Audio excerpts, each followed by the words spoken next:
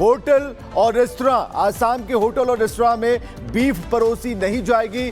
पूरी तरीके से पाबंदी और बैन लगा दिया गया है।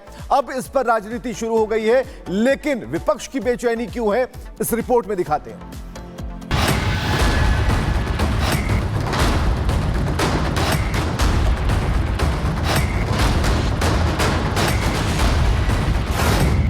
असम में beef ban. CM Himanta Biswa Sarma का बड़ा ऐलान। होटल रेस्टोरेंट में नहीं परोसा जाएगा गोमांस। असम के किसी भी होटल या रेस्टोरेंट में अब बीफ नहीं परोसा जा सकेगा। यही नहीं, किसी भी तरह के पब्लिक फंक्शन में भी बीफ की डिशेस सर्व नहीं की जा सकेंगी।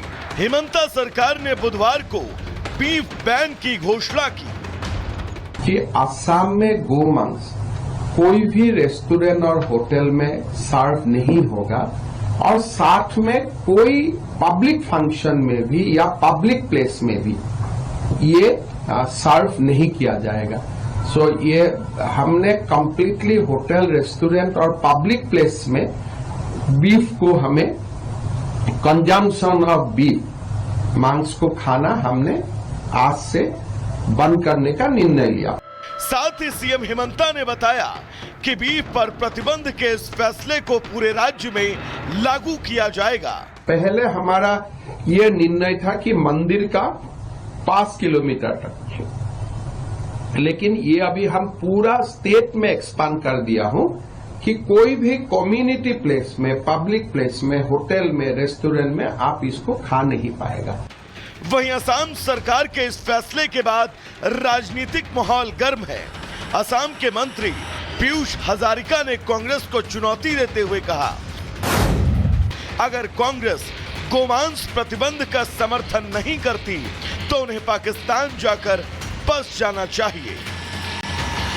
एआईडीयूएफ विधायक और पार्टी महासचिव डॉक्टर हाफिज ने असम सरकार के इस फैसले का विरोध किया। उन्होंने कहा, कैबिनेट को यह तय नहीं करना चाहिए कि लोग क्या खाएंगे या पहनेंगे।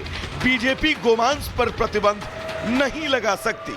यहाँ कौन क्या खाएगा, पोर्क खाएगा या काऊ खाएगा या मतलब मुर्गी खाएगा या सब्जी खाएगा, इसको लेके कैबिनेट में डिसीजन लेना मैं समझता हूँ इसका ज्यादा इंपॉर्टेंस मैं नहीं रखता, मैं नहीं देता।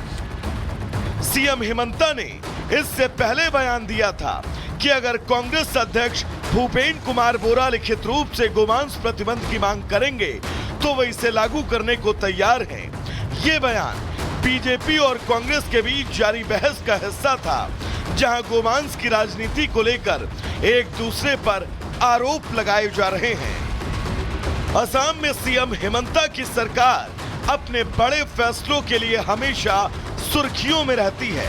वो चाहे बाल विवाह के खिलाफ बड़े कानूनी एक्शन हो या फिर ड्रग्स और अपराध के खिलाफ लगातार हो रही जोर, हेमंता सरकार की एक्शन की गूंज हर तरफ होती है। अब बीफ बैन का ऐलान कर हेमंता सरकार ने पूरे देश में एक नई बहस छेड़ दी है। Bureau report, Republic Bharat. तो देखिए किस तरीके से असम सरकार का ये बड़ा और कड़ा फैसला माना जा रहा है। कांग्रेस लगातार आरोप लगा रही है कि सरकार ये तय नहीं करेगी क्या खाएं और क्या पहने। अब आपको बताते हैं कि किन किन राज्यों पर बीफ पर बैन नहीं है। भारत के कई राज्य ऐसे हैं जहां पर बीफ की बिक्री पर बैन नहीं है। हम बताते हैं आपको कौन कौन से वो राज्य हैं। केरल है, पश्चिम बंगाल है, अरुणाचल प्रदेश है। यहां पर होटल्स होते हैं, रेस्टोरेंट्स होते हैं, सब जगह बीफ मिलता है। मणिपुर, मेघालय, मिजोरम में भी बीफ की बिक्री पर बैन नहीं है। ये तमाम राज्य हम आपको बता रहे हैं। नागालैंड, त्रिपुरा, सिक्किम, लक्षद्वीप में भी बीफ की बिक्री पर बैन नहीं है। लेकिन असम सरकार ने यह बड़ा फैसला लिया है कि पहले आपको बता दें कि ये सिर्फ कुछ जगह पर, यानी कि मंदिरों के आसपास बैन था, अब ये पूरे राज्य में विस्तार इसका किया गया है। और चलिए बढ़ेंगे आगे और बात करेंगे बांग्लादेश की। बांग्लादेश में इस वक्त हिंदू होना एक किसी सजा से कम नहीं है और इस वक्त देखिए अत्याचार जारी है। इस बीच एक बड़ी जानकारी, ढाका यूनिवर्सिटी के छात्रों ने प्रदर्शन किया है और हिंदुओं पर हो रहे अत्याचार को लेकर के प्रदर्शन यहां पर किया गया है। तो बड़ी जानकारी आपको दे रहे हैं, हिंदुओं पर अत्याचार के खिलाफ विरोध मार्च भी निकाला गया। तो मंदिर, हिंदुओं के घरों में तोड़फोड़ का विरोध यहां पर ये यूनिवर्सिटी के जो छात्र है ये करते हुए नजर आ रहे हैं और लगातार ये तस्वीरें भी आपको हम दिखा रहे हैं किस तरीके से अत्याचार के खिलाफ आक्रोश जो है वो बढ़ता जा रहा है। एक तरफ हिंदू संगठन जो लगातार अब एक हो रहे हैं और इसके खिलाफ जो है आवाज भी उठा रहे हैं, वहीं यूनूस सरकार की शह पर लगातार हिंदुओं पर अत्याचार हो रहा है। दूसरी तरफ ये भी बात सामने आ रही है, वहीं ढाका यूनिवर्सिटी के तमाम छात्र हैं जो कि अब सड़कों पर निकल आए हैं, विरोध मार्च निकाल रहे हैं। हिंदुओं पर हो रहे अत्याचार के खिलाफ ये विरोध मार्च, मंदिर, हिंदुओं के घरों को चुन चुन कर टारगेट किया जा रहा है, तोड़फोड़ की जा रही है, उनके साथ बर्बरता हो रही है, अत्याचार हो रहा है और दुष्व्यवहार के खिलाफ अब देखिए ढाका यूनिवर्सिटी के तमाम जो छात्र हैं ये निकल आए हैं सड़कों पर। और तस्वीर आपको दर्शा रही होगी, दिखा रही होगी कि किस कदर आक्रोश है इनमें। लगातार जिस तरीके से अत्याचार हो रहा है और चुन चुन कर एक एक हिंदू जो बांग्लादेश में रह रहा है उन्हें टारगेट किया जा रहा है। तो अब यूनूस सरकार बेनकाब हो चुके हैं, जो उनकी मंशा है, जो उनकी स्थिति है वो कहीं ना कहीं अब साफ होती हुई नजर आ रही है, जिसके खिलाफ अब हिंदू एकजुट होना भी शुरू हो चुके हैं। तो यूनूस सरकार हर वो कदम उठा रही है जिसमें हिंदू अत्याचार शामिल है, हिंदुओं पर कैसे अत्याचार हो, अत्याचारियों पर किसी भी तरह का कोई एक्शन यूनूस सरकार नहीं ले रही। लेकिन बड़ी खबर क्या है? बड़ी खबर है कि यूनूस सरकार ने एक बड़ा फैसला ले लिया। ध्यान से सुनिएगा, फैसला क्या है?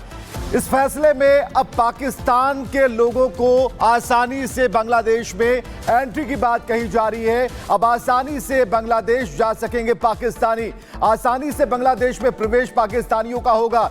तो एक बड़ी खबर हम आपको बता रहे हैं, वीजा के लिए नो ऑब्जेक्शन क्लियरेंस की कोई जरूरत नहीं होगी, एनओसी की जरूरत नहीं होगी और पाकिस्तानी के लिए सुरक्षा मंजूरी की शर्त भी हटा दी गई है। यानी कि भारत के साथ संबंध जिस तरीके से बांग्लादेश के रहे हैं, अब यूनूस सरकार एक नए पैंतरेबाजी के तहत बांग्लादेश की सरकार को पाकिस्तानियों के दिल में बसाना चाहती है, जगह देना चाहती है। तो इस वक्त की बड़ी खबर, बांग्लादेश जा सकेंगे पाकिस्तानी, वो भी बेहद आसानी से।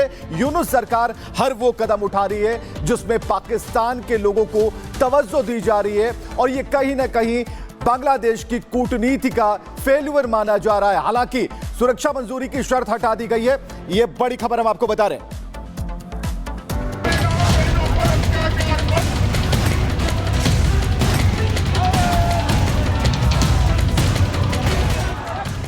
वाद विवादों, झंझावातों से जूझता बांग्लादेश।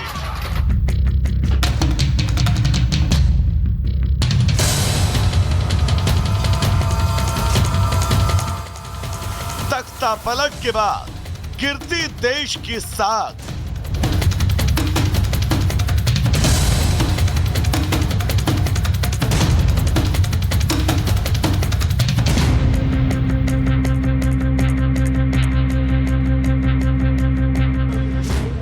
हर एक घटता हुआ घटनाक्रम जिसे एक सभ्य समाज, सभ्य देश कभी सपने में भी स्वीकार करने की सोच नहीं सकता।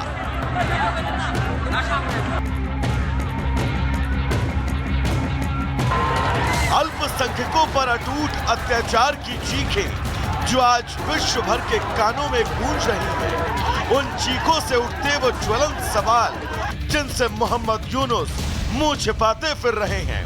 क्योंकि मुजीब के देश में मुजीब की निशानियों के साथ जो हुआ वो पूरी दुनिया ने देखा, तो फिर ऐसी सरकार से वहां के रहने वाले अल्पसंख्यक भला क्या ही उम्मीद रखें। एक तरफ अल्पसंख्यकों पर अत्याचार और दूसरी तरफ विश्व के सामने शांति के कबूतर उड़ाते यूनुस अब दुनिया के सामने एक्सपोज हो चुके हैं। तो वहीं बांग्लादेश की अपदस्थ प्रधानमंत्री शेख हसीना ने भी अब इस अत्याचार के खिलाफ सुर बुलंद कर लिए। शेख हसीना ने न्यूयॉर्क में आयोजित एक कार्यक्रम को ऑनलाइन माध्यम से संबोधित करते हुए यूनुस पर आरोप लगाते हुए कहा, कि मोहम्मद यूनुस अल्पसंख्यकों की रक्षा करने में विफल रहे हैं। मेरे पिता शेख मुजीबुर रहमान की तरह उनकी और उनकी बहन शेख रेहाना की हत्या की साजिश रची गई थी। मुजीबुर रहमान की 1975 में हत्या कर दी गई थी। आपको बता दें कि अगस्त में बांग्लादेश में बड़े पैमाने पर सरकार विरोधी प्रदर्शनों के कारण देश छोड़कर भारत में शरण लेने के बाद यह हसीना का पहला सार्वजनिक संबोधन था। वहीं शेख हसीना